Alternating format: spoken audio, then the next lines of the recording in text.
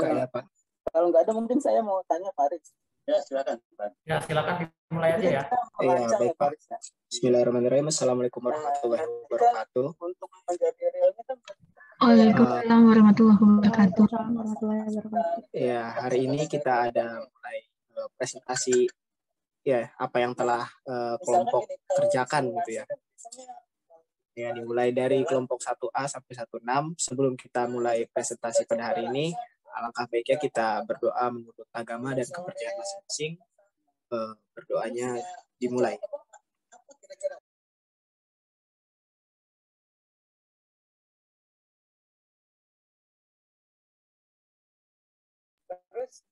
Iya, berdoa selesai. Iya, boleh. Silahkan kelompok dari kelompok 1 dulu. Kelompok 1A ya. Baik, Kak. Recording in progress.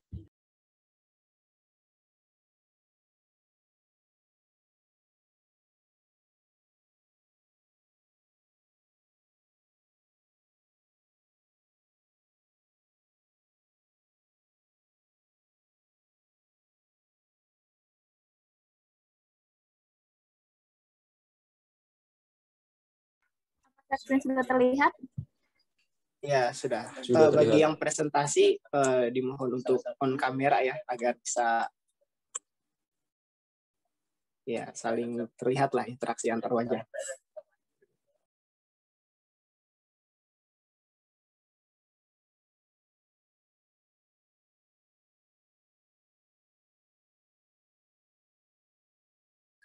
Oke. Saya mulai ya, Kak. Assalamualaikum Ya, silakan. warahmatullahi wabarakatuh. Selamat sore Waalaikumsalam. semuanya. Kami dari kelompok 1A akan mempresentasikan tentang praktikum percobaan deret Balmer. Perkenalkan, nama saya Immanuel Sendiri Febriani sebagai moderator. Dan saya bersama dengan rekan-rekan saya.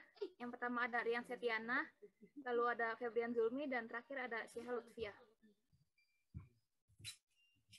Lalu untuk tujuan akan dibacakan oleh Syihah. Waktu dan tempat dipersilakan. Ya, baik. Terima kasih atas waktunya. Untuk tujuan dari percobaan deret Balmer yaitu pertama, ada mempelajari spektrum pancaran energi atom gas hidrogen. Yang kedua, ada menentukan panjang gelombang dan tetapan Rayburg. Yang ketiga, mempelajari sifat difraksi gelombang pada kisi atau celah sempit. Yang keempat, mempelajari sifat interferensi gelombang. Terima kasih, Syihah. Lalu untuk pengolahan data akan dibacakan oleh Rian. Waktu dan tempat dipersilakan. Baik, terima kasih moderator atas waktunya. Di sini kelompok kami telah mencari nilai panjang gelombang untuk isi 100 mm, 300 mm, dan 600 mm untuk orde 1 sampai 6. Kelompok kami menggunakan rumus lambda sama dengan 2D sin setengah theta per n untuk mencari panjang gelombang. Untuk hasil perhitungan kelompok kami dapat dilihat pada tabel tersebut. Next. Kelompok kami juga telah mencari nilai tetapan Rydberg untuk isi 100 mm, 300 mm, dan 600 mm untuk orde 1 sampai 6. Kelompok kami menggunakan rumus R sama dengan 1 per lambda dikali 4n kuadrat per n kuadrat min 4 untuk mencari nilai tetapan Rydberg. Untuk hasil perhitungan kelompok kami dapat dilihat pada tabel tersebut. Baik, terima kasih Rian. Lalu analisis akan dijelaskan oleh Febrian Zulmi. Waktu dan tempat dipersilakan.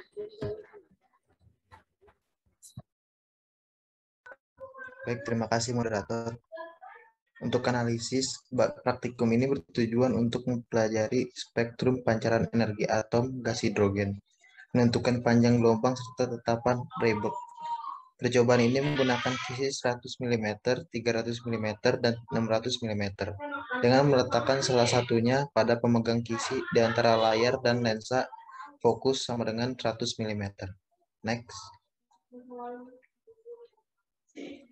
Dari percobaan ini diperoleh data yang berupa perubahan warna spektrum dengan menghasilkan masing-masing sudut yang berbeda, di mana data ini digunakan pada perhitungan untuk mencari panjang gelombang dengan menggunakan rumus lambda sama dengan 2 sin setengah theta dibagi dibagi N.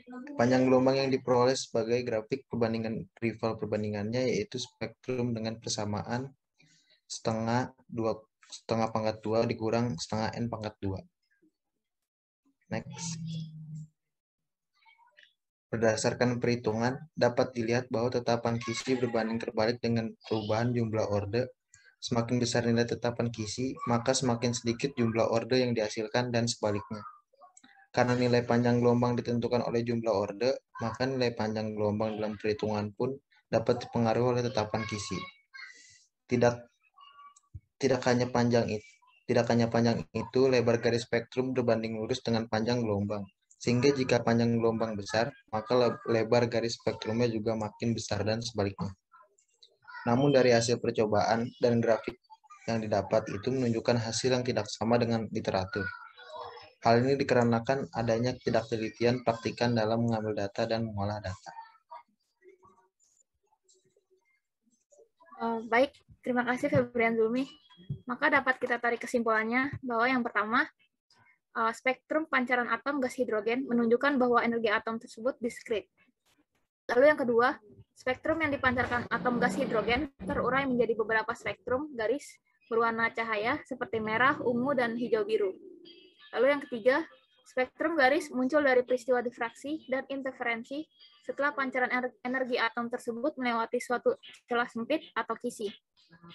Yang keempat, energi atom gas hidrogen yang dipancarkan memiliki sifat difraksi gelombang pada kisi dengan masing-masing sudut.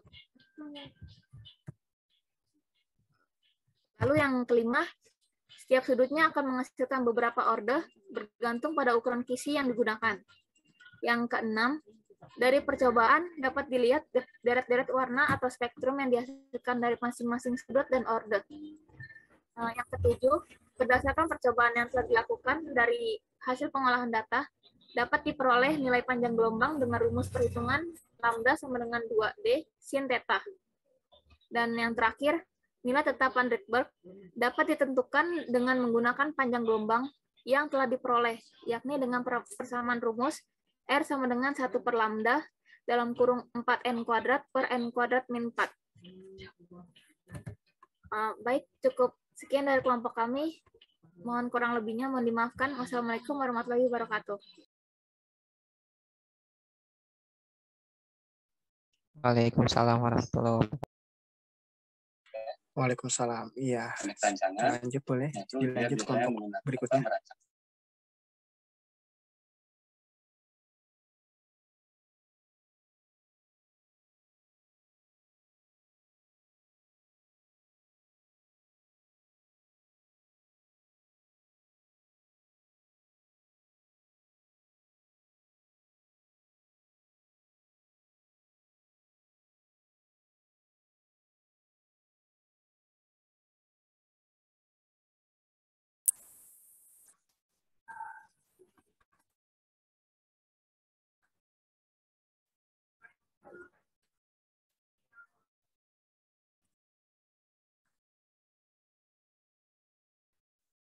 Bismillahirrahmanirrahim. Assalamualaikum warahmatullahi wabarakatuh.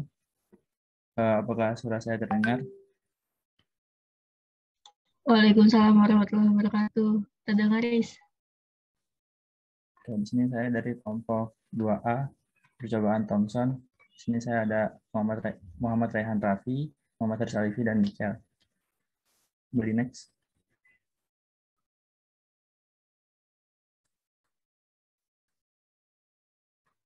Ya, tujuan akan dibacakan oleh Rehan. Ya, tujuan dari tes. Apa suara saya terdengar dengan jelas? Ya, terdengar. Ya, terdengar. Ya, tujuan dari percobaan Thomson ini yang pertama yaitu untuk menentukan nilai perbandingan muatan terhadap massa elektron. Kemudian yang kedua yaitu menganalisis pengaruh kuat tegangan listrik dan medan magnet kumparan Helmholtz terhadap nilai elektron. Lalu kemudian yang ketiga yaitu untuk memahami prinsip percobaan Joseph John Thomson. Kemudian yang keempat yaitu untuk membandingkan nilai sinar elektron dengan teori yang ada. Lalu selanjutnya akan dibacakan oleh Michael.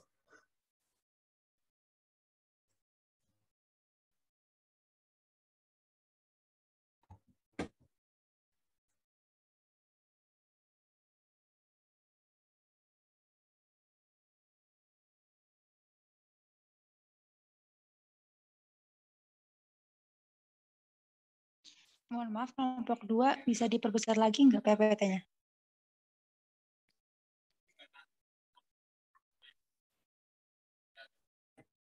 Oke, terima kasih.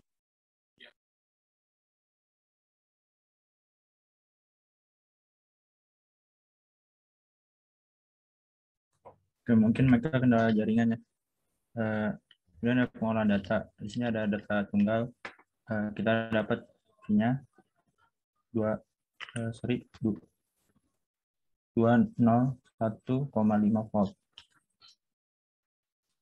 Kemudian menggunakan rumus setengah dikali NST. Kemudian mendapatkan arus tetap, mendapatkan I-nya 2,15 ampere. Go the next. Kemudian kita mendapatkan data majemuk seperti ada di gambar, bisa dilihat, dan juga perumusannya bisa dilihat. Boleh di next. Ya, kemudian analisis akan dibaca oleh Rehan.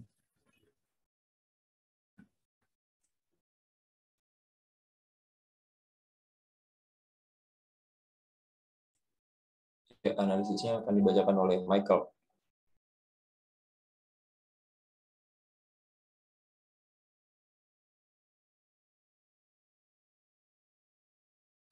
Apakah Michael sudah bergabung?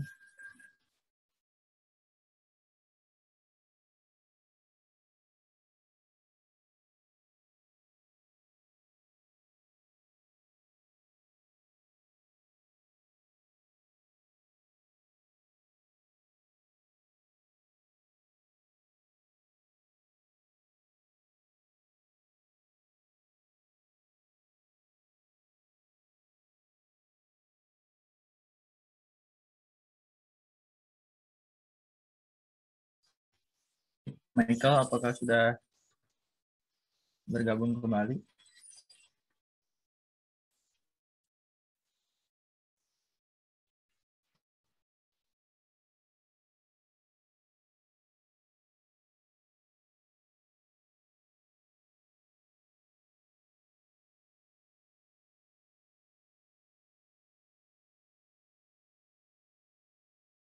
Kendala jaringan ya.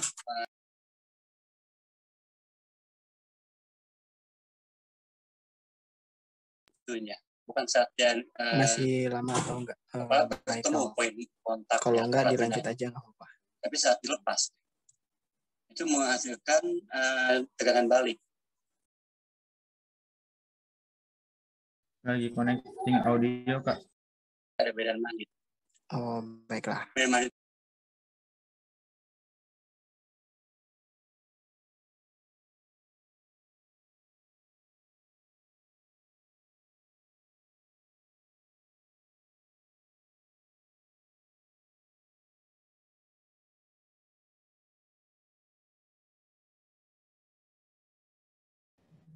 Ya, selanjutnya ada analisis data.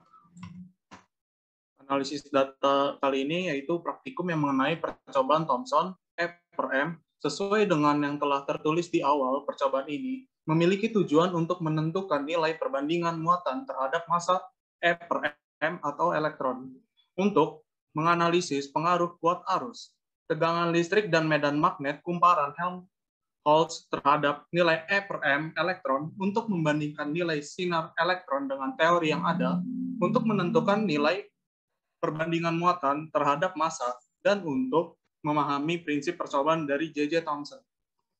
Lalu, berdasarkan hasil perhitungan yang telah didapatkan, tertulis bahwa nilai E/M pada saat percobaan dengan tegangan tetap adalah 0,711 kali 10⁻10 AS per kilogram dan nilai E/M pada saat percobaan dengan arus tetap adalah 0,882 kali 10⁻10 A kali S per kilogram.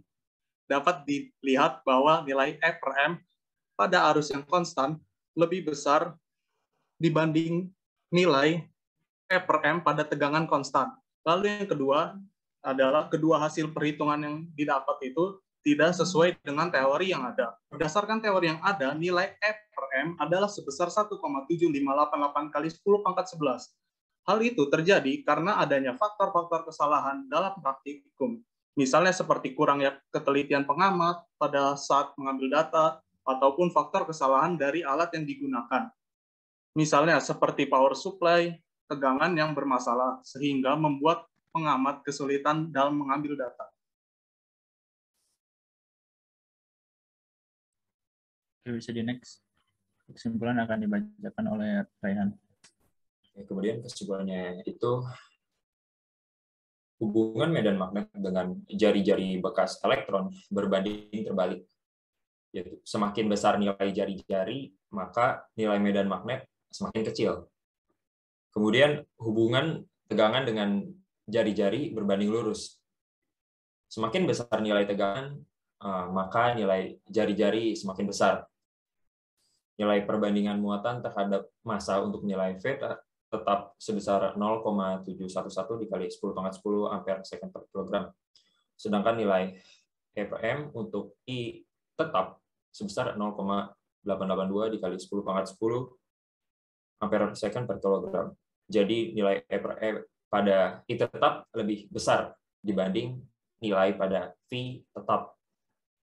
Kemudian munculnya bola biru pada tabung hidrogen adalah karena interaksi medan magnet yang dihasilkan oleh kumparan Helsford.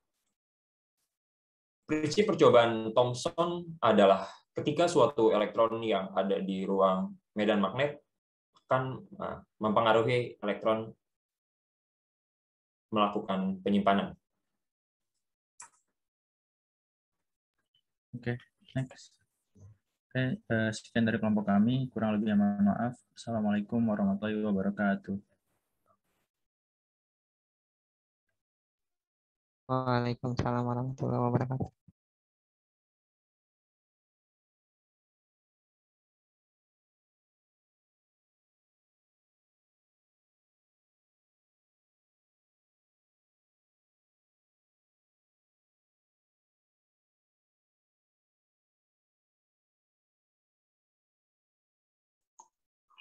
Ya, untuk tadi kelompok 2 ya. Sekarang lanjut ke kelompok berikutnya ya. Ini yang kelompok 3 bahas tentang milikan atau bukan ya? Iya Kak, betul, milikan. Baik, lanjutkan.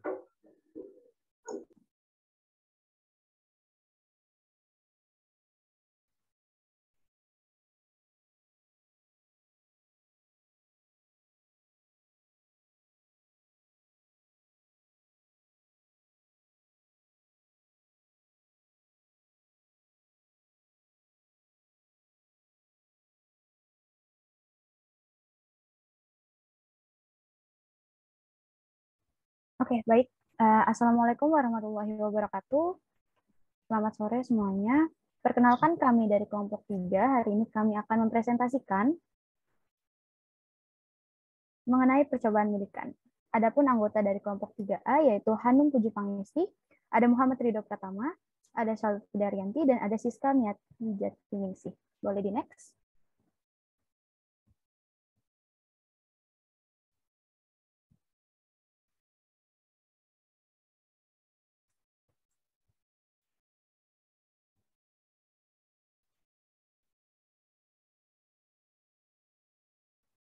Baik, adapun tujuan dari percobaan ini yaitu yang pertama mempelajari kuantisasi muatan dari tetes minyak, yang kedua mengukur waktu jatuh dan waktu naik tetes minyak terhadap perubahan tegangan, yang ketiga menentukan jari-jari dan muatan tetes minyak, dan yang keempat yaitu menentukan nilai muatan elementer atau muatan elektron. Next. Kemudian adapun data dari hasil percobaan ini yaitu kita menggunakan 2 jenis minyak yaitu silikon dan gliserin, dan didapatkan data berupa waktu yaitu waktu ketika muatan naik dan muatan ketika turun, dan juga dengan menggunakan tegangan yang berbeda-beda yaitu tegangan sebesar 300 volt, 400 volt, 500 volt, dan 600 volt.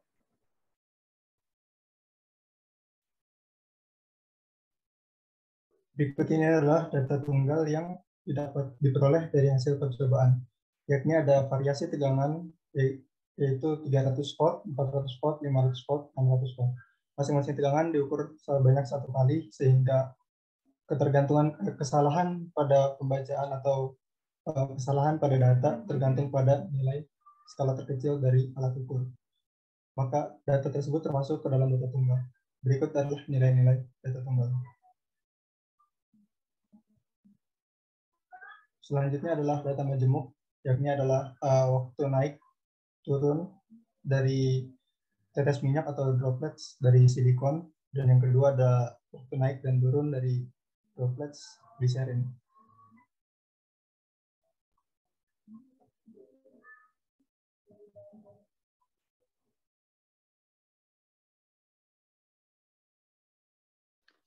Selanjutnya ada analisis. Percobaan tetes milikan mempunyai tujuan untuk mempelajari kuantisasi muatan dari tetes minyak, mengukur waktu jatuh dan waktu naik tetes minyak terhadap perubahan tegangan, menentukan jari-jari dan muatan tetes minyak, dan menentukan nilai muatan elementer atau elektron. Hasil percobaan ini dipengaruhi oleh beda potensial, yaitu dari 300 volt sampai 600 volt. Pada percobaan ini, kuantisasi muatan dari tetes minyak bukan dipengaruhi oleh kelipitan bilangan bulatnya, tetapi beda potensial pada rangkaian percobaannya. Beda potensial pada rangkaian akan mempengaruhi gaya listrik dari tetes minyak. Saat gaya listrik lebih kecil dibandingkan gaya gravitasinya, maka gaya gravitasi akan menggerakkan tetes minyak ke bawah, sehingga didapatkan waktu jatuh tetes minyak.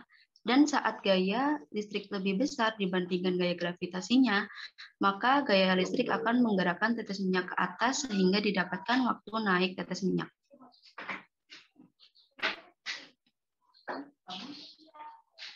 Selanjutnya, ini adalah waktu jatuh dan waktu naik dalam percobaan ini. Terlihat ada waktu jatuh silikon dan gliserin berdasarkan jenis tegangan yang berbeda-beda. Waktu jatuh dan waktu naik dalam percobaan ini tidak dipengaruhi oleh beda potensialnya, sehingga dapat dilihat dalam tabel pengamatan bahwa waktu jatuh dan waktu naik pada tetes minyak tidak konstan terhadap beda potensialnya.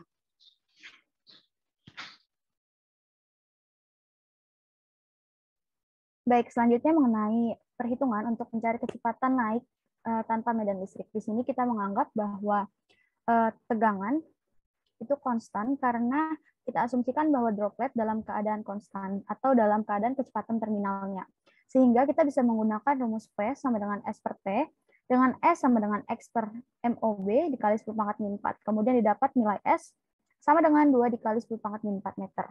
Nah, kemudian kita sebelumnya sudah mendapatkan data untuk mencari waktu, kemudian kita olah menjadi waktu rata-rata, dan kita hitung kembali kecepatannya dengan menggunakan rumus P sama dengan S per T. Maka kita dapat kecepatan untuk silikon dan kecepatan untuk gliserin. Nah, di sini kita bisa lihat dari tabel di sini bahwa semakin besar tegangan, maka kecepatan juga akan semakin besar ya. Dari silikon dan gliserin, seperti itu.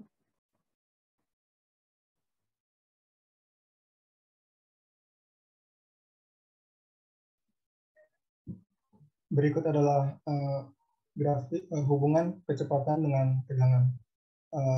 Hubungan ini menggunakan metode least square atau regresi linear. Diperoleh bahwa hubungan antara kecepatan dengan tegangan itu memiliki hubungan yang gradien positif, artinya grafiknya akan terus bertambah atau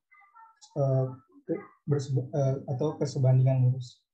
Adapun tegangan yang kami gunakan terhadap kecepatan turun, karena kecepatan turun adalah diperoleh dari waktu turun, di mana waktu turun dianggap sebagai waktu droplets minyak untuk jatuh karena teleskop yang digunakan tidak memiliki lensa pembalik, sehingga apa yang dicitrakan atau apa yang diamati oleh pengamat atau praktikan adalah berkebalikan dari kondisi yang sebenarnya.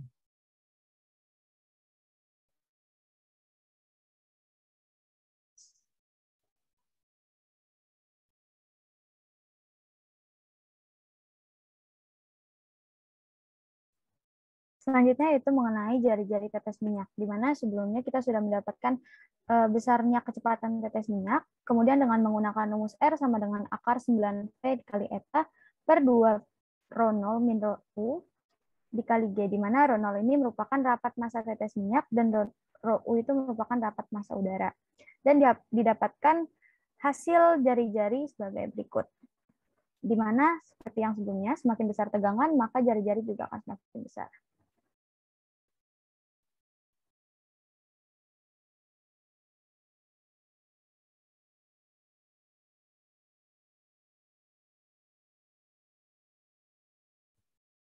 Oke, untuk analisis selanjutnya itu ada perhitungan dari nilai muatan elektron tetes minyak.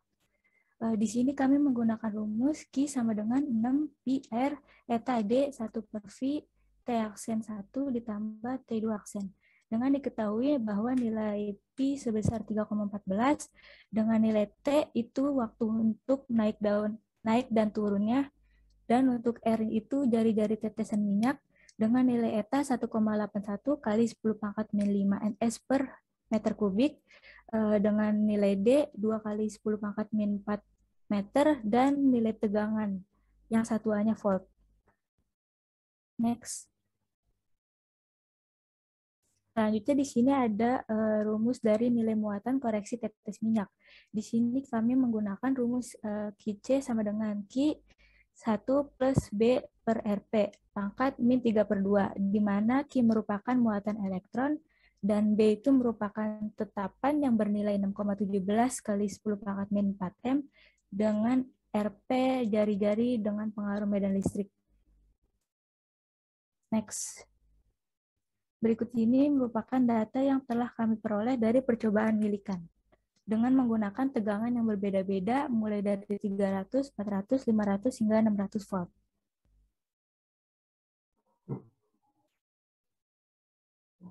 Berikut adalah analisis grafik hubungan antara muatan terhadap tegangan yang diberikan. Muatan tetes minyak pada percobaan ini bergantung pada kecepatan dan besar jari-jari dan besar jari-jari. Semakin besar jari-jari, maka dimensi minyak semakin besar.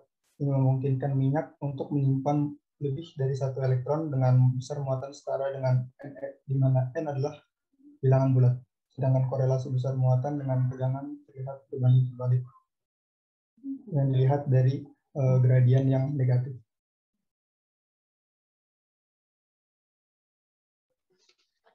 Kesimpulan dari percobaan ini adalah yang pertama, kuantisasi muatan adalah prinsip yang menyatakan bahwa muatan suatu benda adalah kelipatan bilangan bulat dari muatan dasar dengan N sama dengan 1, 2, 3, dan seterusnya.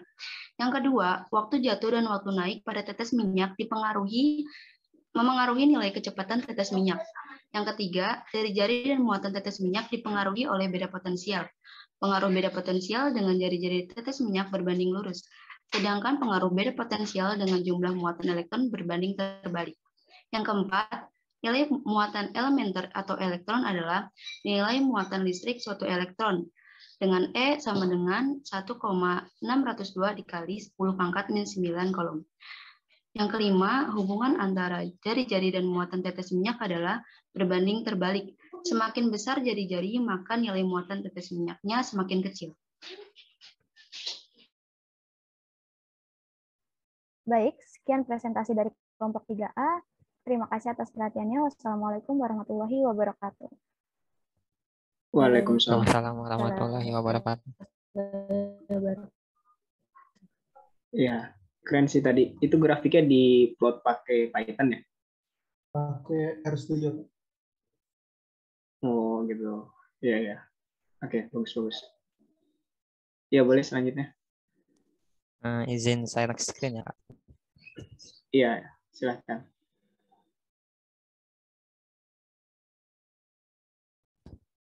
Apakah sudah terlihat PPT-nya?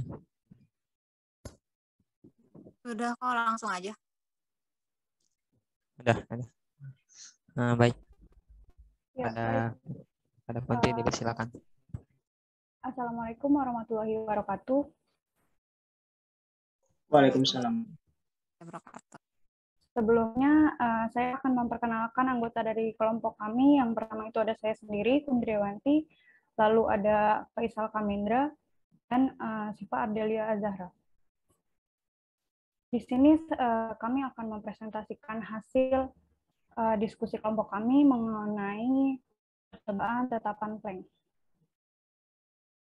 Adapun tujuan dari dilakukannya praktikum ini yaitu yang pertama untuk menentukan nilai tetapan Planck, menghitung panjang gelombang cahaya, dan mempelajari efek fotolistrik. Untuk selanjutnya akan dijelaskan oleh rekan saya, Siva Ardelia.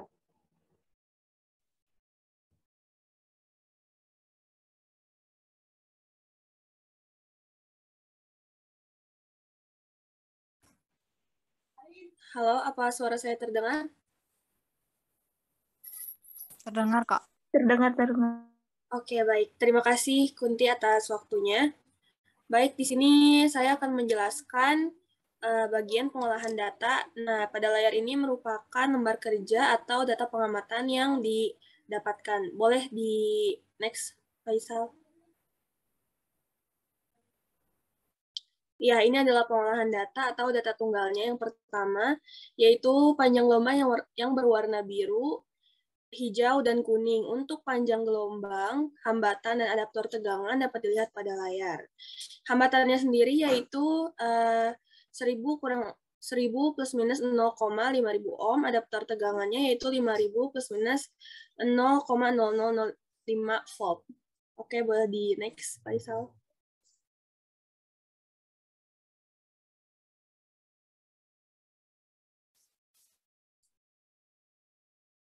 Nah, kemudian ada data majemuknya, yaitu dilakukan 5 kali percobaan. Pada percobaan ke-1, 2, 3, 4, dan 5 didapatkan nilai kuat arus yang cukup berbeda-beda. Untuk totalnya sendiri yang berwarna biru yaitu 0,0156, yang berwarna hijau 0,0143, dan yang berwarna kuning 0,0141 dengan KSR yang berwarna biru 1,86899%, yang berwarna hijau 0,8564649,5%, dan yang berwarna kuning 2,8368794%. Baik, boleh di next, Faisal. Baik, jadi saya akan menjelaskan yang bagian analisisnya. Jadi pada praktikum kali ini yang berjudul tentang tetapan alat, tetapan Planck, alat dan bahan yang digunakan dalam percobaan ini itu adalah ada satu set rel dan kedudukan, lampu merkuri, sumber tegangan lampu merkuri, isi diafragma, lensa, filter warna kuning, hijau, dan biru, ada photocell, adaptor 5 volt, area start 1 kilo ohm, measuring amplifier, kabel penghubung, multimeter analog, dan multimeter digital. Percobaan ini dilakukan dengan menyusun peralatan percobaan. Yang pertama, memasang lensa cembung dengan fokus plus 50 mm, lalu menyalakan multimeter, mengatur agar multimeter menunjukkan angka 0, lalu menyalakan lampu merkuri dan menunggu hingga cahayanya terang. Waktu tunggunya itu kira-kira 30-60 detik.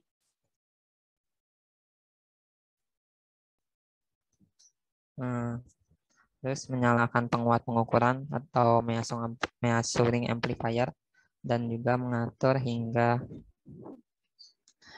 arus pada multimeter digital menunjukkan 10⁻⁻11 ampere. Kemudian mencatat nilai kenaikan nilai tegangan pada analog digital sebagai perubahan tegangan limit delta U0.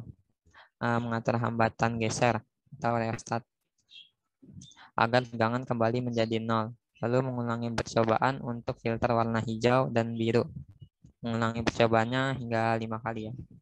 Lalu mengulangi lagi percobaan dengan mengganti lensa plus 150 mm. Berikut adalah data yang kita dapat. Jadi filternya ini yang biru 436 nanometer, yang hijau 546 nanometer, filter yang kuning 578 nanometer. V atau frekuensi yang kita dapatkan untuk filter yang berwarna biru itu 6,88 dikali 10⁻14 Hz. Untuk frekuensi filter warna hijau itu 5,49 dikali 10⁻14 Hz, dan frekuensi filter yang kuning itu 5,19 kali 10⁻14 Hz.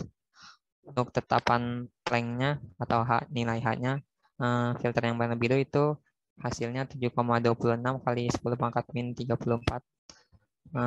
Filter yang warna hijau 8,33 dikali 10 pangkat min 34. Kalau filter yang warna kuningnya didapat 8,69 dikali 10 pangkat min 34.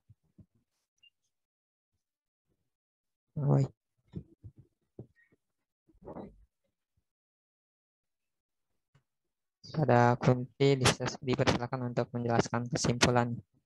Baik, dari percobaan tersebut dapat disimpulkan bahwa nilai tetapan Planck rata-rata yang didapat yaitu sebesar 8,09 kali 10 pangkat min 34.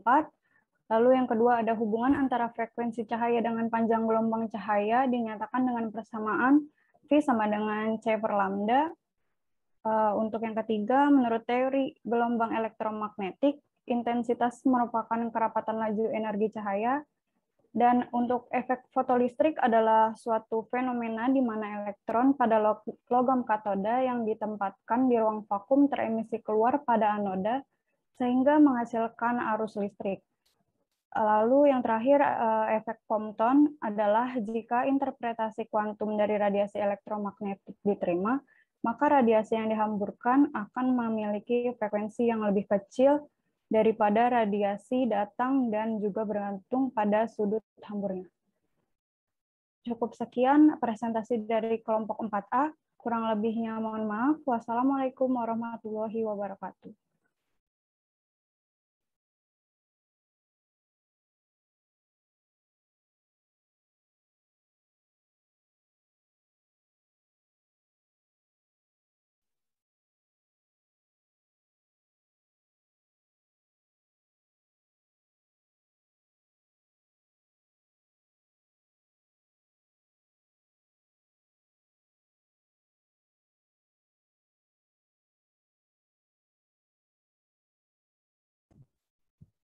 Maaf, ini langsung aja ke kelompok 5A ya.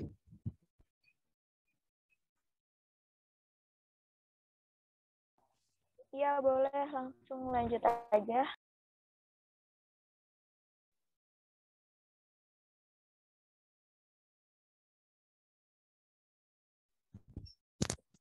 Apakah sudah terlihat share screen-nya? Iya, sudah.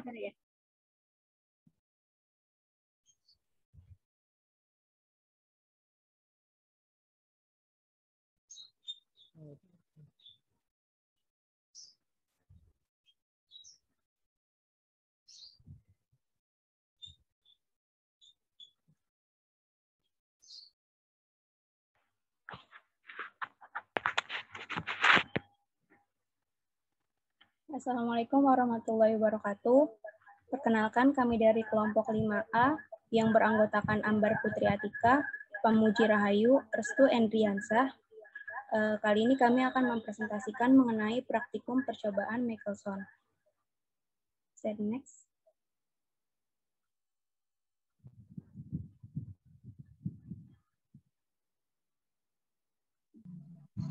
Selanjutnya untuk tujuan akan dibacakan oleh Ambar. Tujuan dari percobaan Michelson ini yaitu yang pertama mempelajari interferensi pada interferometer Michelson, yang kedua yaitu menentukan panjang gelombang sumber cahaya dengan pola interferensi. Next.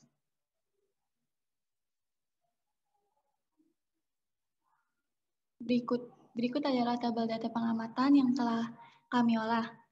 Di sini kami mencari panjang lintas optik atau D, perubahan lintas optik atau delta D, jumlah frinzi atau N, dan perubahan jumlah frinzi atau delta N. Di sini panjang lintas optik yang kami pakai yaitu 2 mm, 4 mm, 6 mm, 8 mm, dan 10 mm. Lalu kami ubah menjadi meter. Adapun jumlah frinzi yang diperoleh setiap lintasan yaitu 6, 7, 11, 14, dan 17. Next.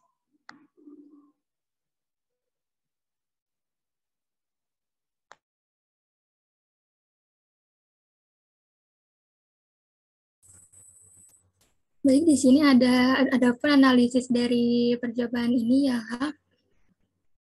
Pada praktikum percobaan Michelson, ini memiliki dua tujuan, yaitu untuk mempelajari interferensi pada interferometer Michelson, serta untuk menentukan panjang gelombang sumber cahaya dengan pola interferensi. Maaf, suaranya belum terdengar.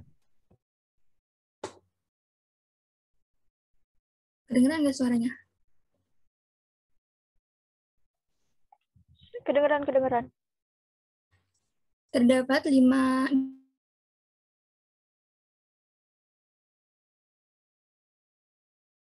5 panjang lintasan optis yang digunakan, 6 mm, 8 mm, dan 10 mm. Adapun jumlah perincian diperoleh pada setiap lintasan adalah 6, 7, 11, 14, dan 17. Hal ini berarti panjang lintasan optis berpengaruh terhadap jumlah rumbai. Menurut literatur, semakin banyak rumbai, maka panjang lintasan optis akan semakin besar. Pada praktikum ini didapatkan bahwa rumbai semakin meningkat ketika panjang lintasan semakin besar. Hal ini berarti hasil percobaan sejalan dengan literatur, yakni jumlah fringi dan panjang lintasan optis memiliki hubungan berbanding lurus. Nah, hal lain yang diperhatikan adalah selisih jumlah fringi atau delta N dan selisih panjang lintasan atau delta D, karena dua hal ini digunakan untuk menentukan panjang gelombang dan sinar yang digunakan dalam percobaan. Sesuai dengan persamaannya, yaitu delta N sama dengan 2 kali delta D dibagi lambda, dan lambda sama dengan 2 dikali delta D dibagi delta N. Adapun panjang gelombang yang didapat dari hasil perhitungan percobaan ini, yaitu lambda 1 sama dengan tidak terdefinisi, lambda 2 sama dengan 4 mm, lambda 3 sama dengan 1 mm, dan lambda 4 1,33 mm, dan lambda 5 ialah 1,33 mm. Next.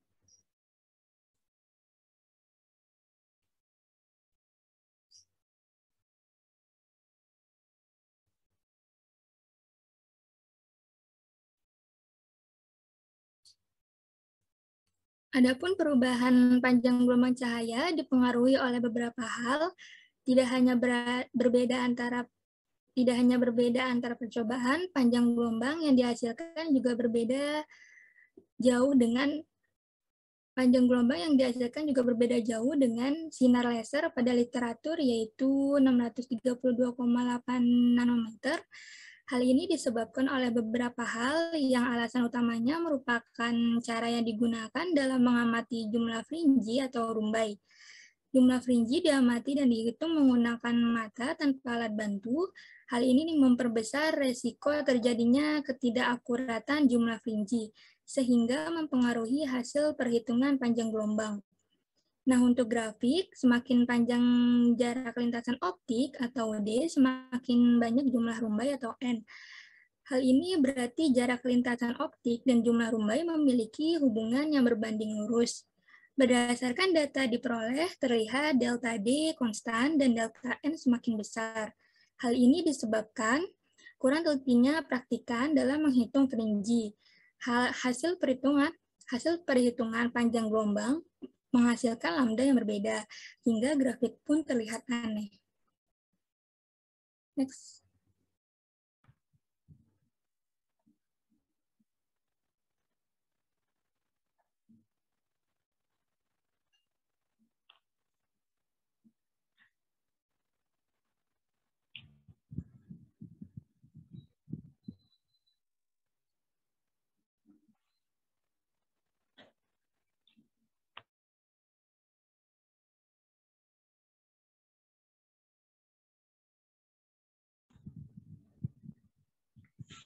Kesimpulan dari praktikum ini yang pertama yaitu interferensi adalah superposisi dua buah gelombang atau lebih yang bertemu pada satu titik ruang. Yang kedua, pergeseran rumbai berbanding lurus dengan panjang lintasan optik. Semakin panjang lintasan optiknya, maka nilai pergeseran rumbainya semakin besar. Yang ketiga, yang memengaruhi panjang gelombang adalah selisih jumlah fringi dan selisih lintasan optis.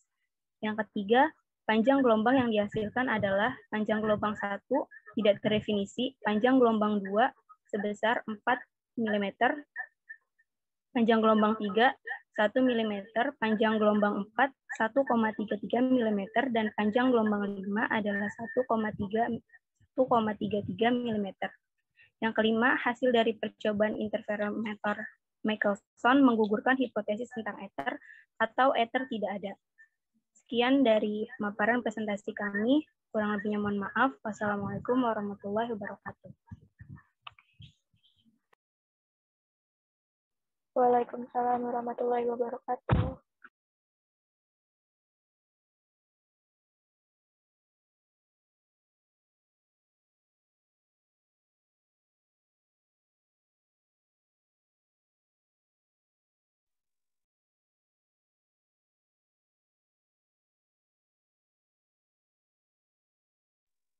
Boleh next dulu ke kelompok selanjutnya. Ini bisa saya screen dulu.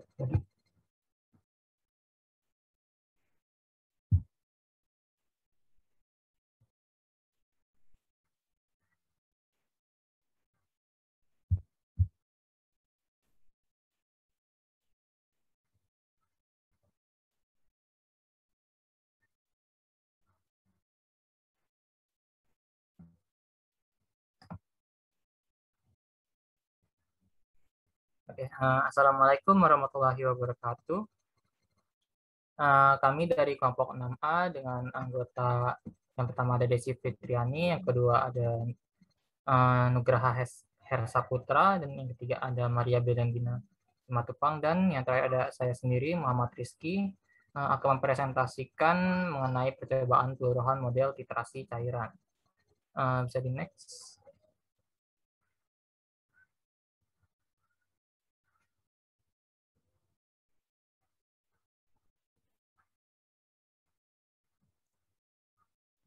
Bisa di next nanti.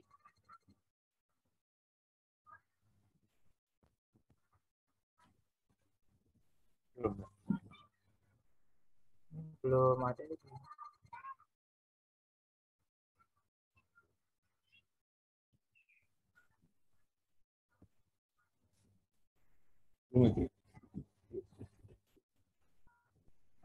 Belum terganti nih kata-katanya.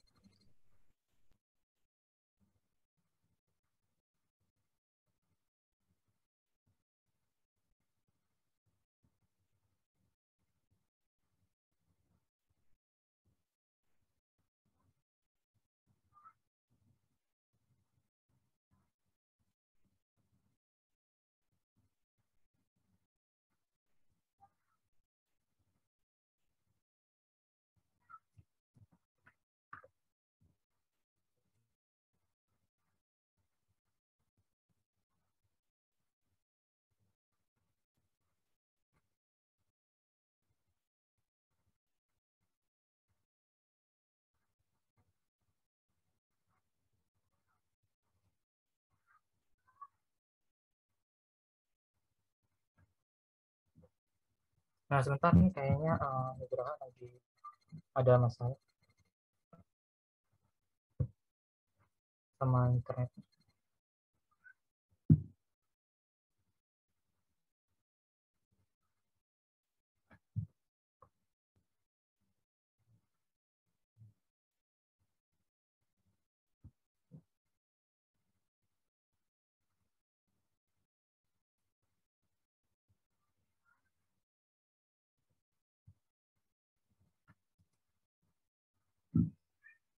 Oke, ini udah terganti. Di sini saya akan menjelaskan mengenai tujuan praktikum.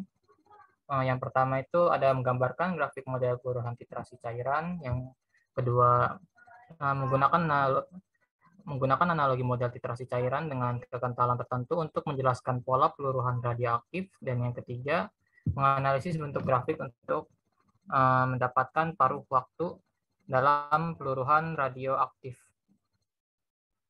Oke, untuk slide selanjutnya akan dibacakan oleh rekan saya. Bisa di next.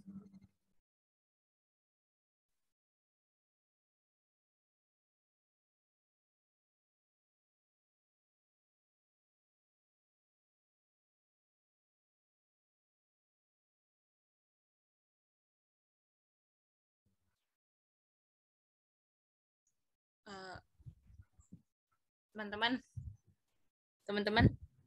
Ya Kak. PPT-nya bisa di slideshow nggak? Nugraha mungkin bisa diturunin dulu biar Maria yang internetnya lagi bermasalah dia Kak. Oh ya udah nggak apa-apa.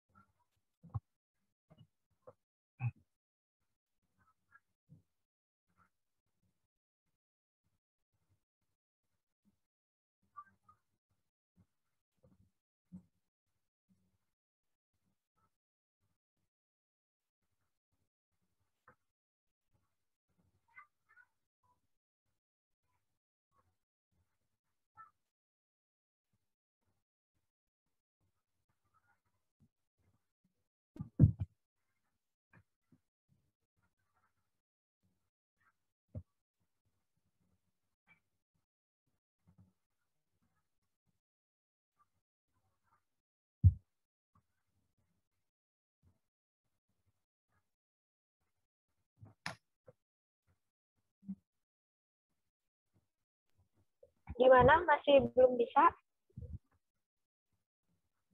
Sebentar. Ini Maria ada bisa belum?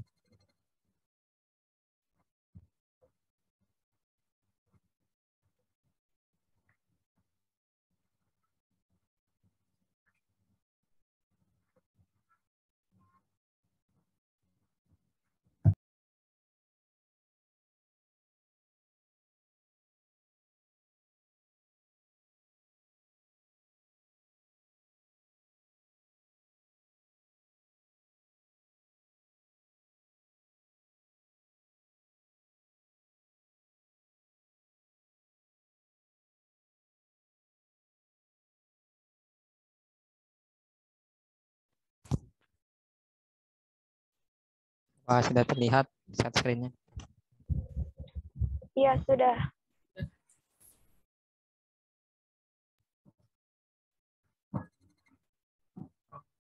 Oke, tadi sampai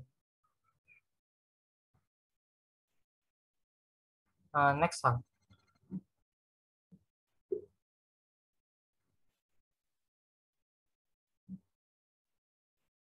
Oke, untuk slide pengolahan data akan disampaikan oleh Desi Fitriani. Kepada Desi, dipersilakan.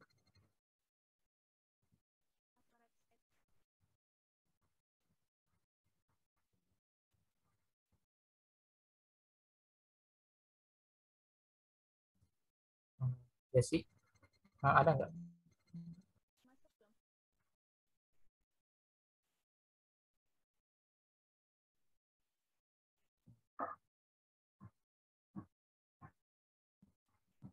Ini sudah ada 2 percobaan, dengan dan yang kedua itu percobaan dengan kali. Dapat dilihat pada layar. Suaranya terlalu kecil. Mungkin diwakilin dulu sama anggota yang lain. Mungkin Nugraha bisa mewakili dulu atau Maria.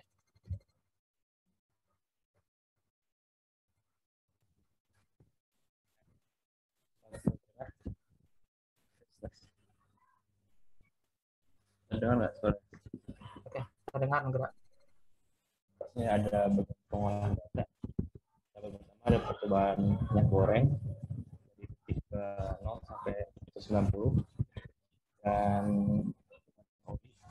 juga dari titik ke 0 sampai 190. Diukur dengan selama waktu 10 detik.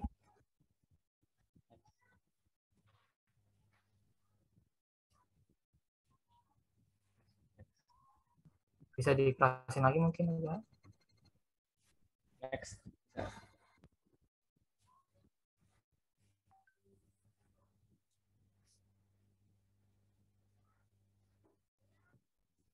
Juga ada bagian analisis data pada tujuan untuk menggambarkan grafik model peluru mobilitas cairan dengan menggunakan model cairan dengan kendala yang berbeda.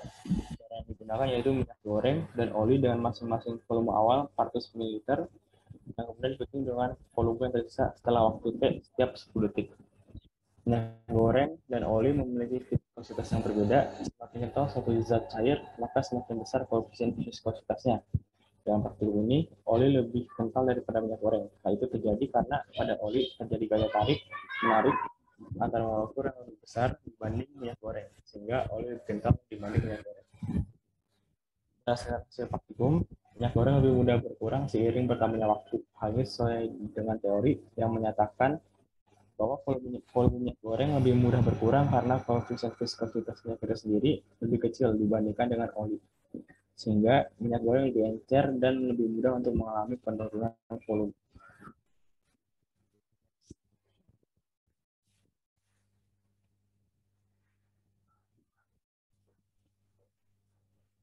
Next. Dan berikut merupakan percobaan minyak goreng dan percobaan oli. Dan berdasarkan dari grafik, kita dapat menganalogikan volume sebagai unsur radioaktif N terhadap waktu T. Ialah apabila semakin besar waktu T, maka jumlah unsur radioaktifnya atau N semakin kecil. Next.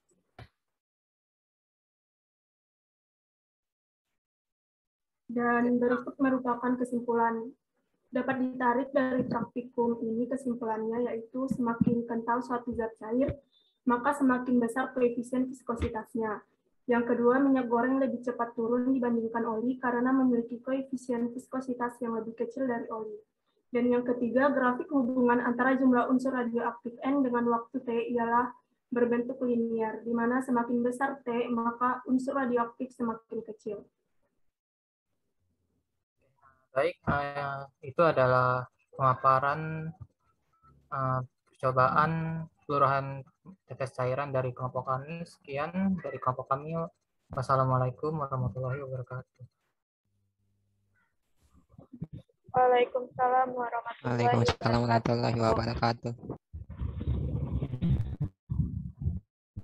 Ya, terima kasih kepada teman-teman semua yang udah presentasi. Tadi berarti kelompok A ya.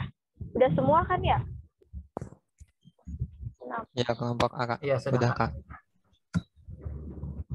Ya.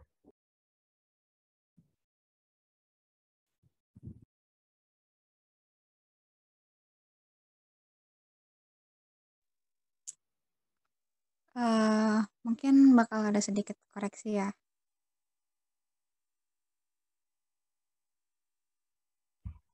Iya.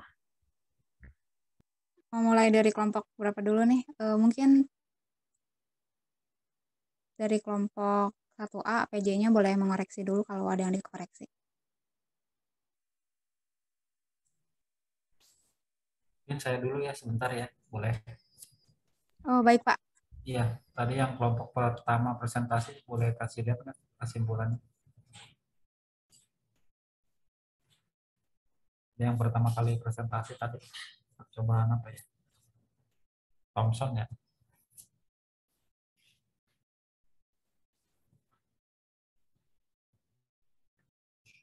Bisa di-share lagi nggak PPT? Ya, kelompok 1 tadi boleh di-share screen PPT-nya. Mana? Udah bubar kelompok 1.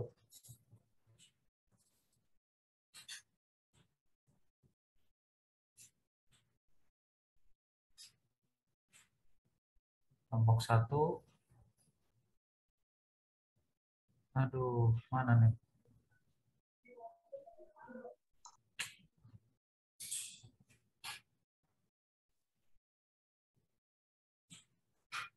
Coba ditelepon kelompok 1.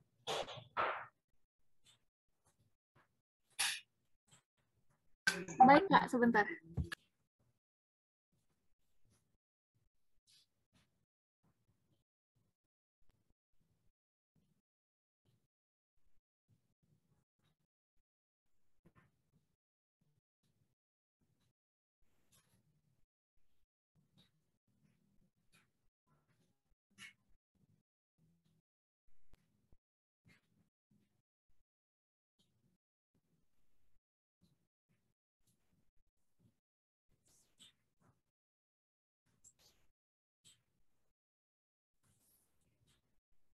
Kelompok 2 ada.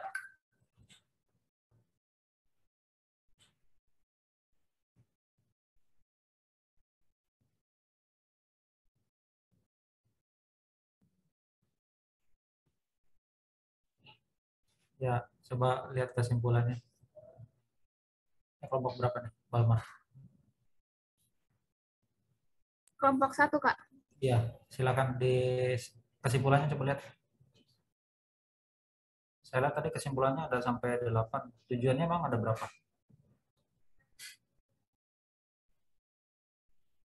Tujuannya itu ada berapa?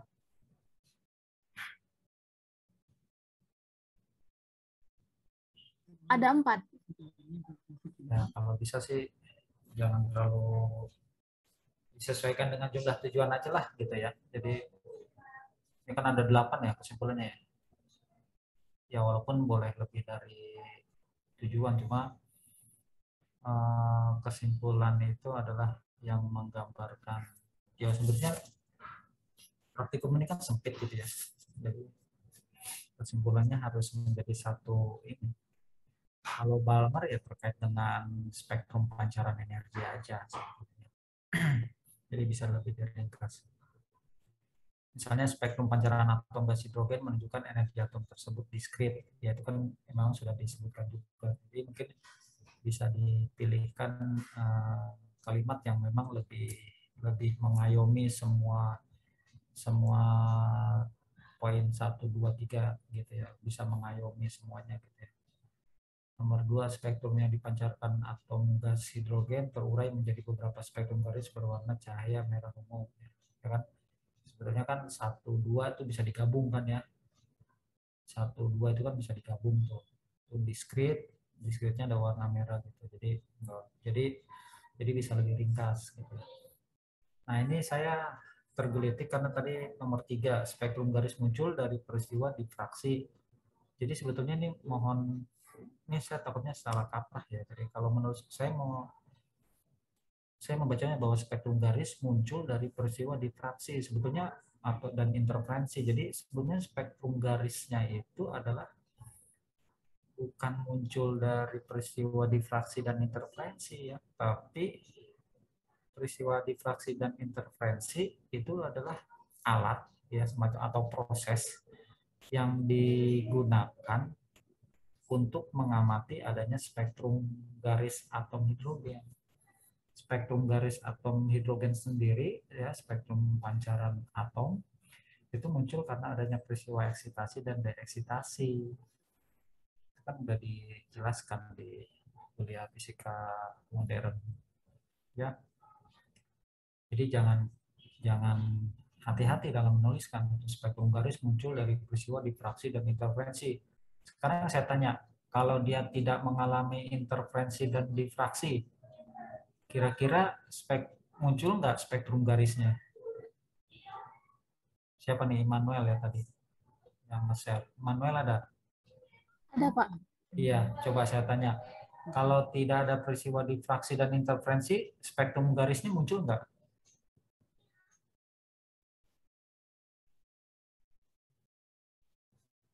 Enggak, Pak.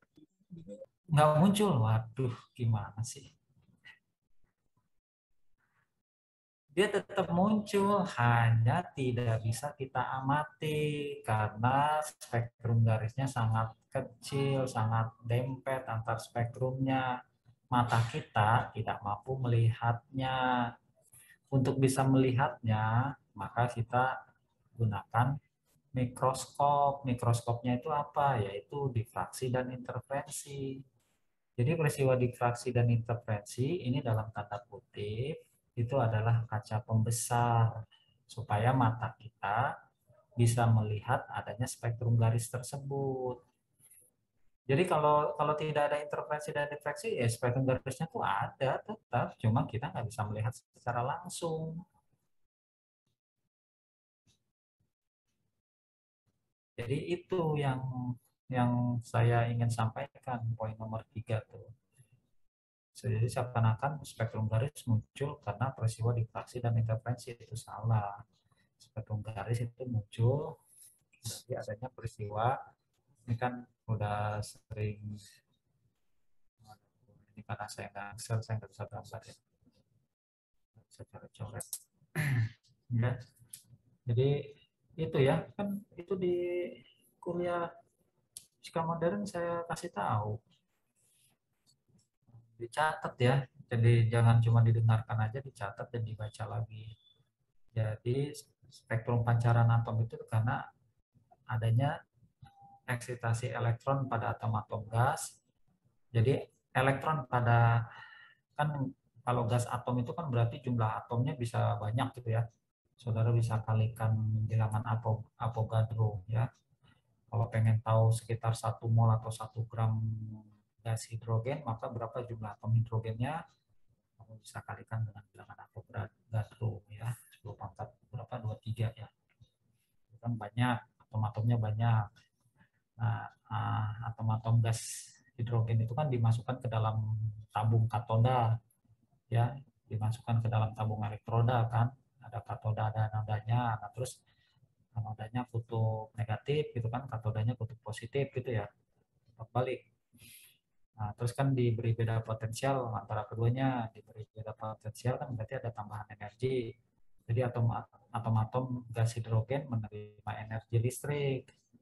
Karena dia menerima energi listrik, maka elektronnya dia tereksitasi. Yang tadinya pada kulit pertama, dia naik, ada yang naik ke kulit ketiga, ada yang naik ke kulit keempat, ada yang naik ke kulit kelima. Ya, misalnya atom yang satu, atom hidrogen satu, misalnya elektronnya naik ke kulit yang elektronnya naik ke kulit yang kelima misalnya. Atom hidrogen yang kedua dapat tambahan energi listrik, dia naik ke kulit yang keempat. Terus atom yang lainnya naik ke kulit yang ketiga. Kulit 3, kulit 4, kulit 5 itu tinggal stabil. Jadi dia secara alamiah dia akan turun lagi.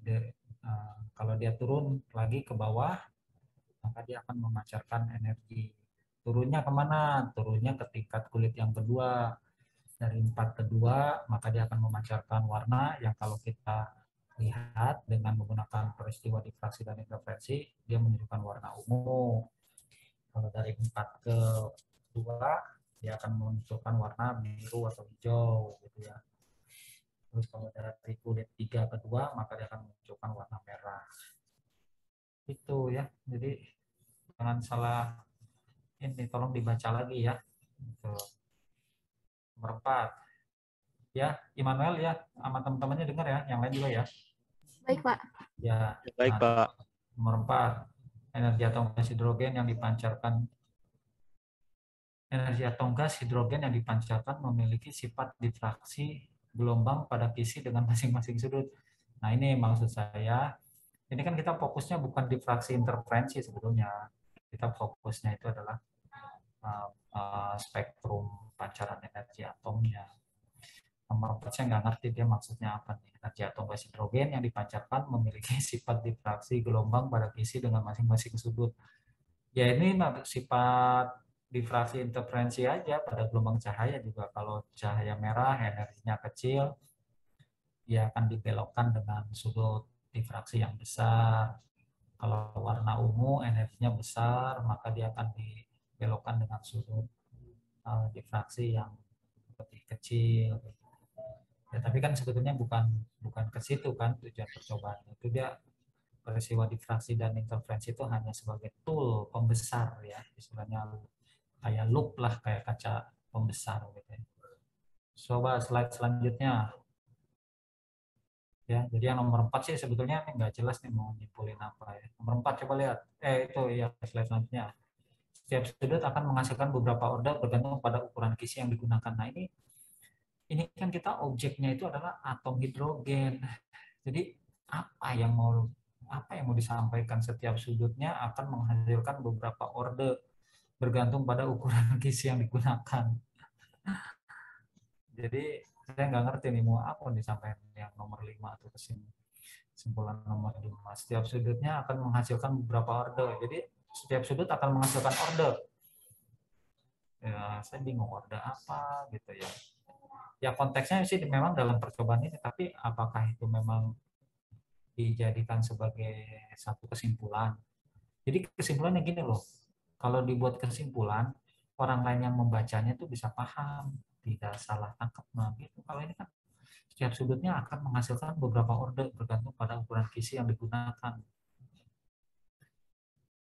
Itu fenomena yang diamati ya. Jadi ya sebetulnya sih nggak perlu harus masuk kesimpulan kan, karena apa yang mau disimpulkan? Apakah memang ada tujuannya, ada nggak nih di sudut ukuran kisi?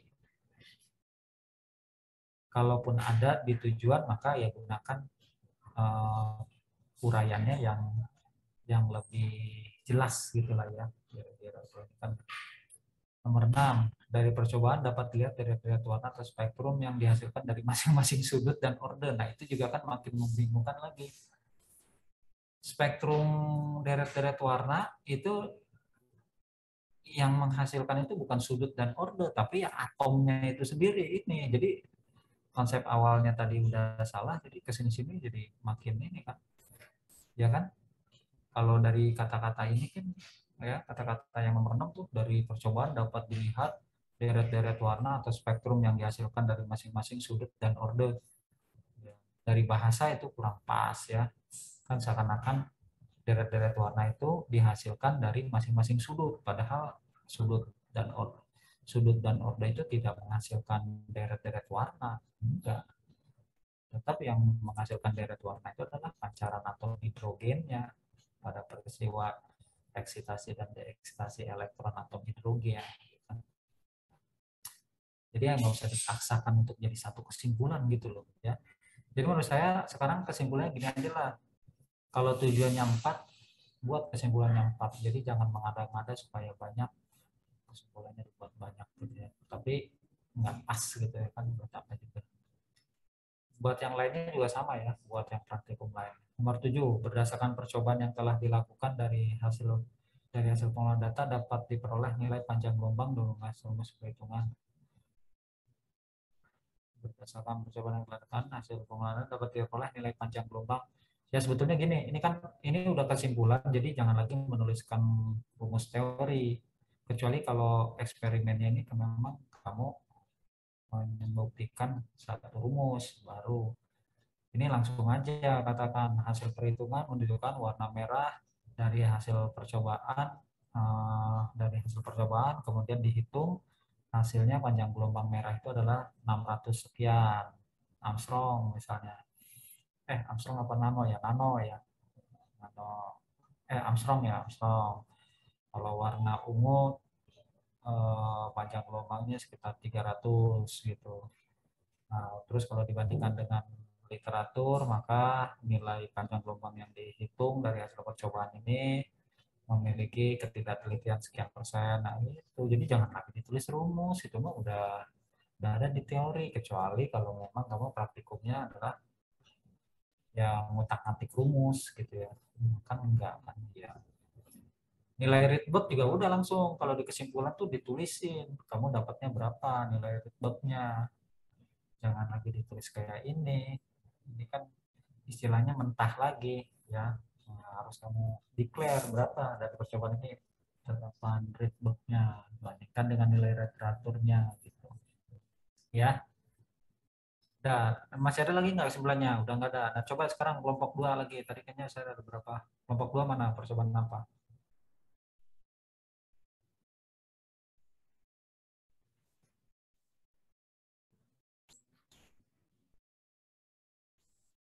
Kelompok 2 ada nggak? Atau yang mana yang ada aja? Coba sore.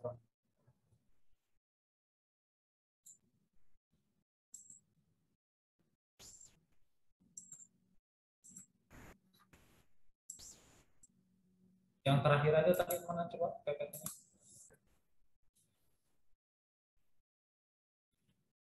Yang siap yang ada, aduh menghilang semua. Jadi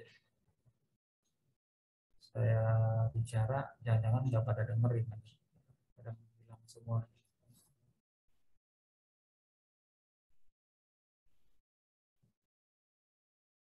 Sore-sore gini nih, biasanya nih, mantap nih.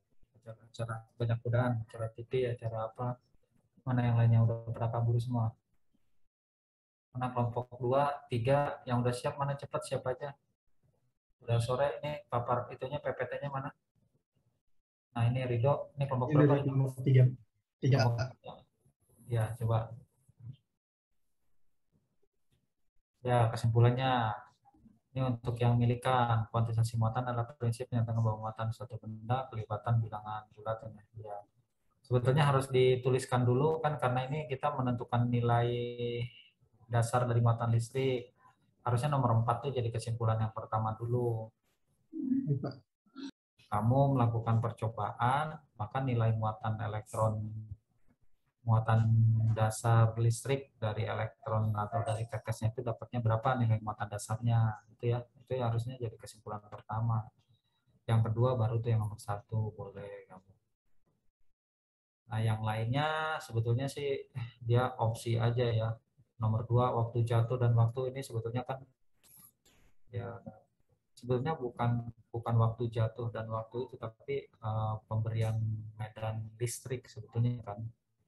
Pemberian medan listrik, gaya listrik dengan ini, jadi bukan waktu jatuh. Jari-jari dari muatan itu,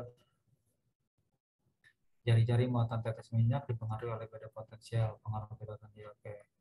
Hubungan antara jari-jari dan muatan tetes minyak berbanding terbalik, semakin besar jari-jari. Ya, nilai muatan tetes minyaknya semakin besar jari-jari. Ini kesimpulannya benar ini, berbanding terbalik.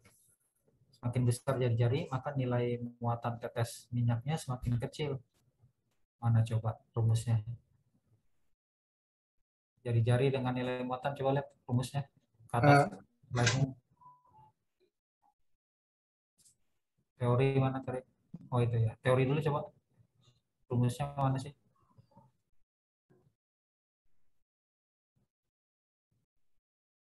Mana teorinya? Rumusnya mana rumusnya? Enggak ditulisin rumusnya.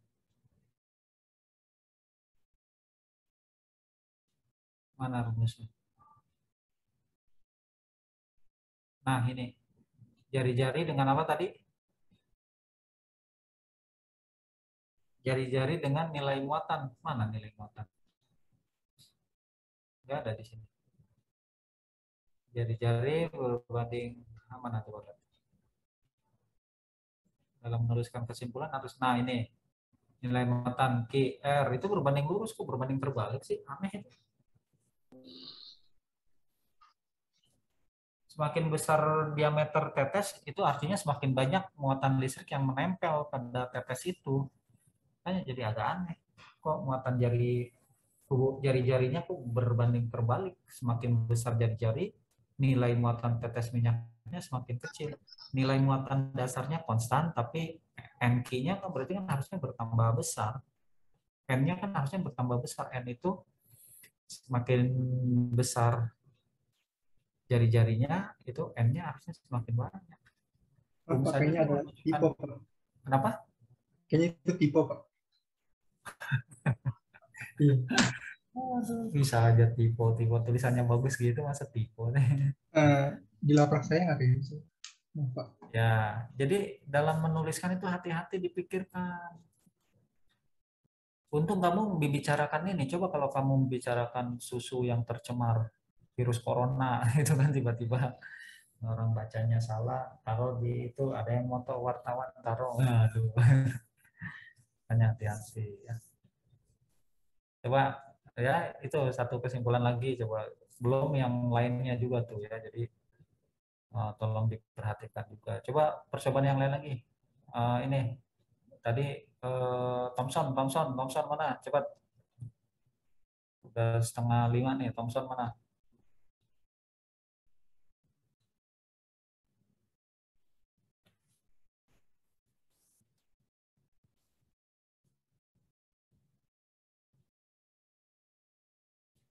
Ya baik, itu contoh aja deh ya. Dan sekarang nggak apa-apa deh, silakan lanjutkan dulu sama Aslep ya. Saya mau sholat dulu nih.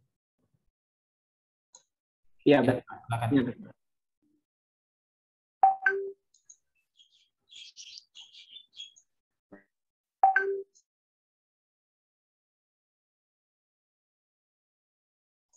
Iya, dari Aslep gimana tadi? Kayaknya ada yang bahan ingin disampaikan tadi.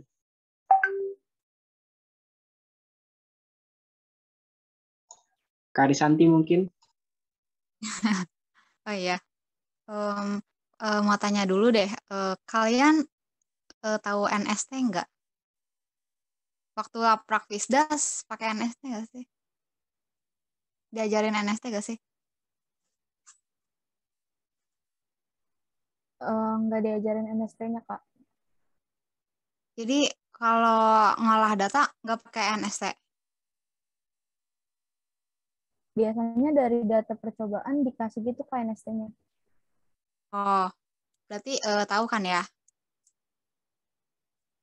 Kalau misalkan nggak tahu, kan ini kalau data Vismod di datanya kan mungkin di videonya nggak dikasih kan, di linknya. Nah, kalau misalkan nggak ada NST-nya, kalian tanya sama PJ-nya, tanya NST-nya, ditanyain aja NST-nya apa gitu kan. Soalnya tadi yang titrasi, kan kalau saya titrasi ya, meriksanya tadi titrasi, dia nggak pakai NST kayaknya, jadi langsung dihitung mentah-mentah gitu. Jadi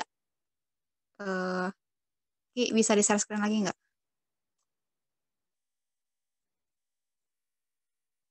Buat apa ya, koreksi juga buat selanjutnya laprak akhirnya mintain NST ke PJ-nya aja ya, atau mungkin nanti kita para PJ ngelis NST nanti dikirim ke kalian gitu. Atau misalkan kalau kalian belum dapet, pengen minta langsung PC aja nggak apa-apa. Di-share screen lagi dong Ki yang titrasi.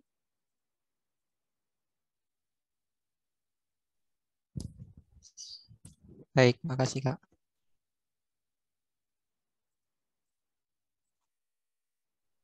Nah, itu mungkin Maria bisa share screen. Share screen ya, Kak? Iya, mau koreksi sedikit yang NST. Kalau di laptop saya nggak kuat. Faisal bisa minta tolong nggak Faisal?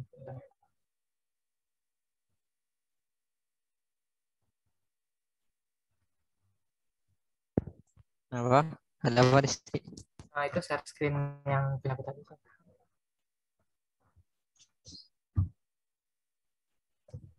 Oh, ya ya bentar. Cari dulu.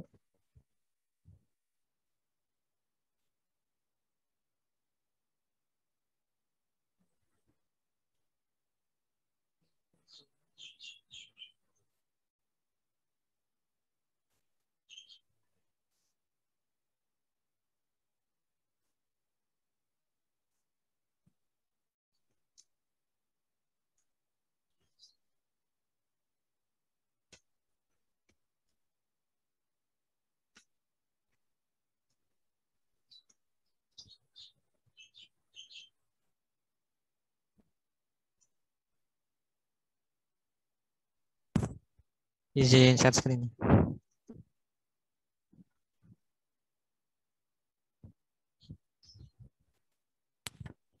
Apa sudah terlihat PPT-nya? Sudah. Yang bagian pengolahan data coba di next. Yang ini ya? Yang ini kan? Ya, itu delta V-nya kalian kenapa bisa 1? Nanya aja.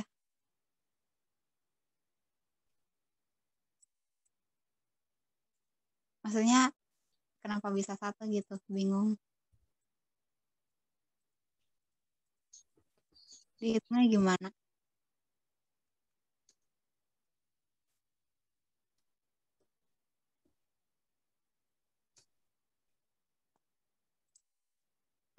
Kalau seharusnya kan delta V itu kan setengah NST kan. NST-nya kan di data nggak dikasih tahu, tapi kenapa nggak nanya gitu kalian NST ke PJ-nya apa, PJ-nya NST-nya apa. Tapi itu kenapa bisa 1 ya bingung juga sih. Nanti ditanyain NST-nya. Nanti kalau titrasi pakai NST tabung transparan sama NST stopwatch. Nah, jadi kalau yang ngitung delta V pakai NST tabung, yang delta T waktu pakai NST stopwatch. Jadi nanti hasilnya nggak akan segitu dia delta V-nya. Udah sih gitu aja. Jadi buat yang kedepannya juga NST-nya ditanyain aja. Atau nanti kita ngelis aja gitu. Oke, baik Kak. Jadi buat delta gitu tuh pasti setengah NST. Nah, tergantung deltanya itu delta apa. Kalau V kan volume, berarti pakai NST yang berhubungan sama volume. Kalau di sini titrasi pakai tabung gitu. Kalau delta T pasti kalau waktu pasti NST dari stopwatch-nya. Gitu sih. Udah mungkin dari aslab yang lain ada yang mau koreksian nggak?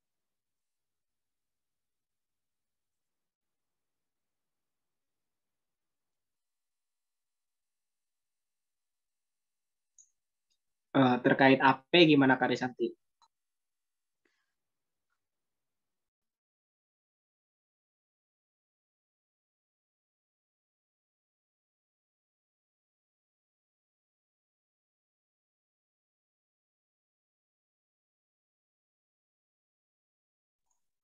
Oke, ada PJ aslab lain gitu yang mau menyampaikan sesuatu.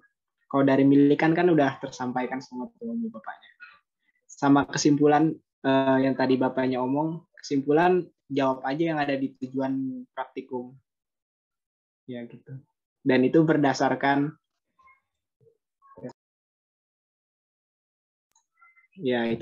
percobaan kalian seperti itu.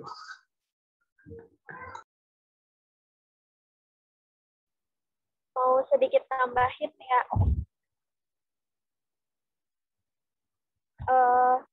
Buat analisis datanya itu grafik least square-nya itu ditaruh baru dibahas kayak gitu. Jadi jangan cuma kata-kata berdasarkan grafik aja kayak gitu. Jadi dikasih grafiknya dulu baru dikasih kayak berdasarkan grafiknya kayak gitu, baru dibahas gitu tentang grafiknya.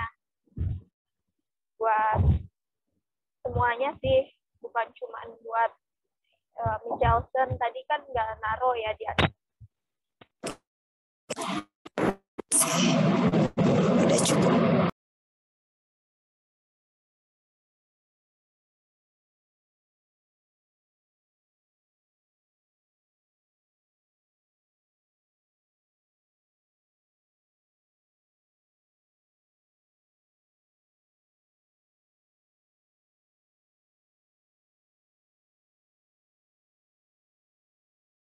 Ya, ada lagi dari Kak Sabina Fikro, Alia, Ratna, ada lagi?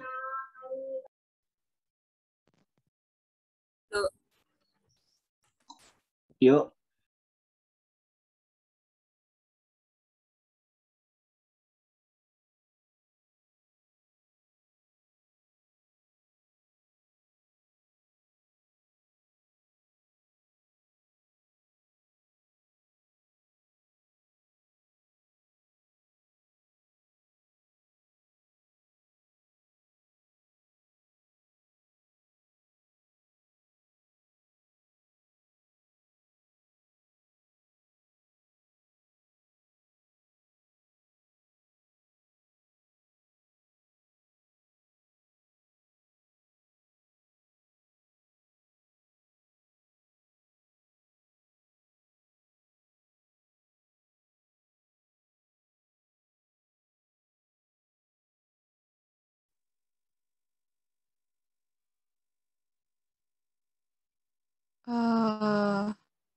Buat masalah angka penting ya, kayaknya masih banyak yang keliru gitu.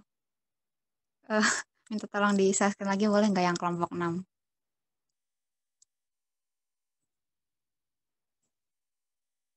Buat jadi contoh aja.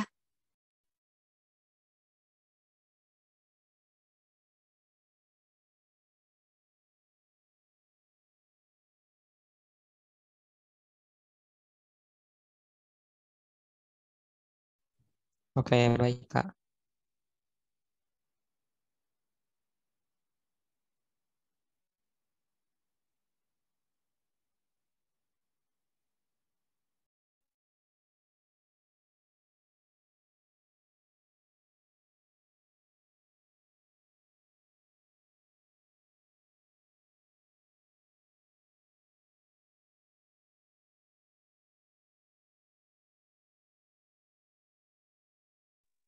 Ada yang bisa share screen? Kelompok 6.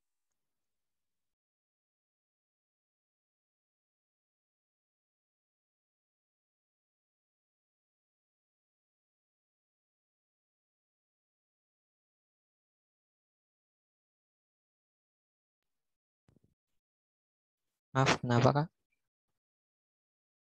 Kelompok 6 di share screen PPT-nya lagi, mau buat contoh. Ada yang mau Oh, ditambahin?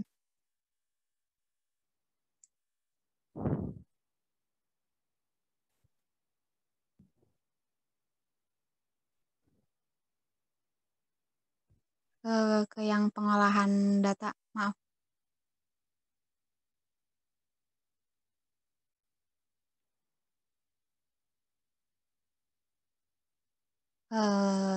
Iya, buat yang angka penting yang tadi yang NST udah dibetulin ya, kalau di literasi itu tambahan NST tabung itu kalau pakai mili, di sini kan pakai mili ya, kalau pakai mili pakai 0,1. Jadi nanti 0,1 dikali setengah gitu kan, itu baru dapat delta V-nya. Kalau pakai liter, 10 pangkat min 4 dikali setengah gitu. Jadi hasilnya nggak akan satu gitu delta V-nya. Terus buat V plus minus delta V, kan itu 4 angka penting ya di kirinya. Nah, 4 angka penting, tapi kalau misalkan 375 itu kan 3 angka penting ya. 1 juga. Terus 375 di plus minus 1 tuh hasilnya cuma 3 angka penting, enggak 4 angka penting. Nah, itu tuh mungkin dikarenakan karena kalian gak masukin NST-nya, ada kekeliruan, jadi di ujung datanya juga agak keliru. Harusnya nggak 1 sih itu, jadi 0, sekian gitu. Jadi nanti hasilnya 4 angka penting kayak 375 plus minus 0, sekian gitu. Jadi buat V plus minus delta V-nya juga harus dijadiin 4 angka penting gitu, di plus minusin.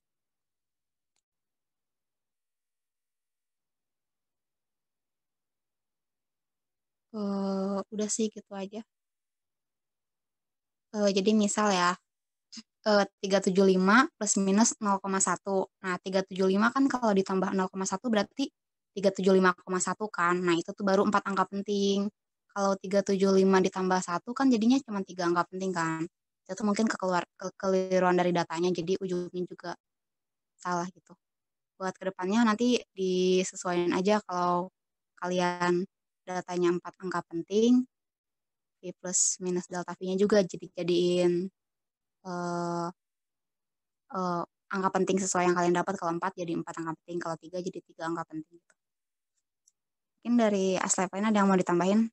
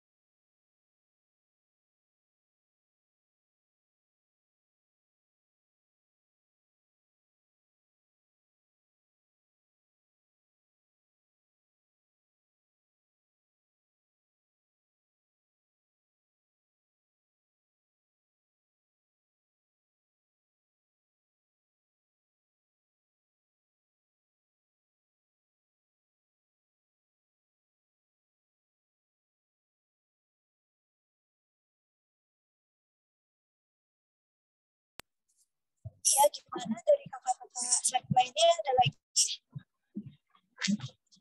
Ya, cukup kalau dari saya. Udah. Dari saya juga cukup.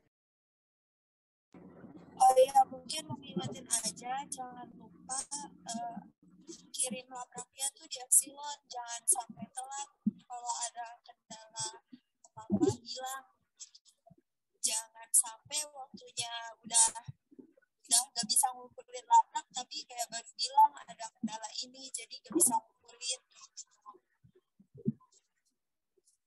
Jadi jangan sampai telat ya, diusahain jangan sampai telat karena kan ada pengurangan nilai kalau telat.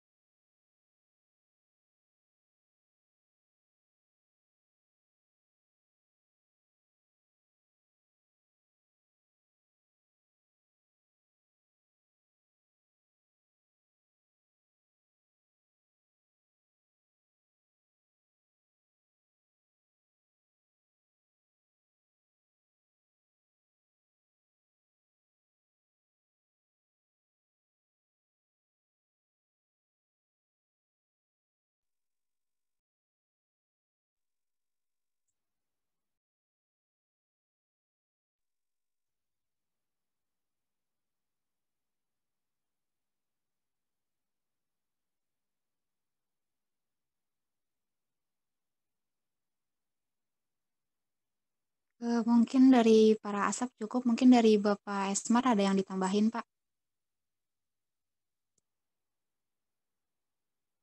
Oh, mungkin Bapaknya belum join lagi. Kita tunggu aja ya.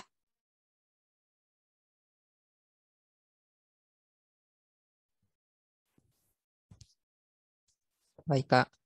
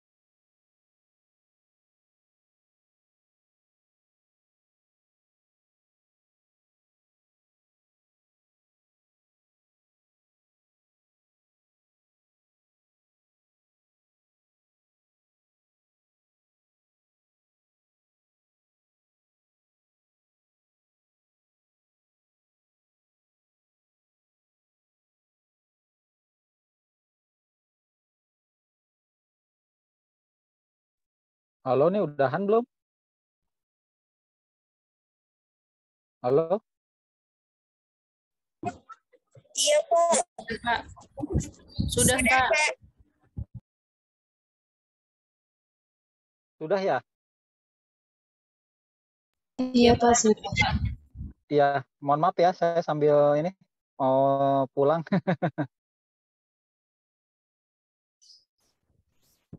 Kalau sudah ya berarti ditutup aja ya? Iya, Pak. Ya, baik. Ya, baik. Terima kasih. Ditutup aja sama slide-nya.